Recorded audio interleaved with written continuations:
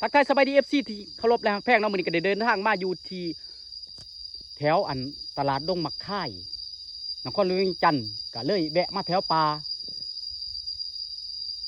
ก็มาพ่อ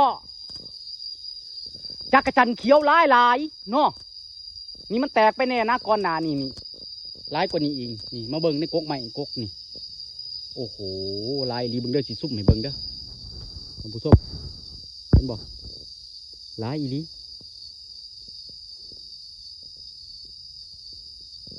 ท่านผู้ชมเห็นบ่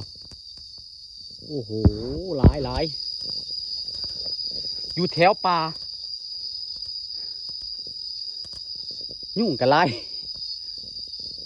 ท่านผู้ชมเบิ่งเด้อสิซุ่มให้เบิ่งหลายอีหลี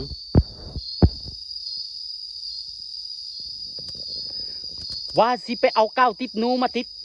บ่มีตั้งติดเนาะว่าสิเขาไปซื้อก้าวติดหนูมาติดอยากกินแห้งเนาะอยู่แถวตัวเมืองนี่นะมันหากินยากเด้ก็แล้วก็สิไปก่อน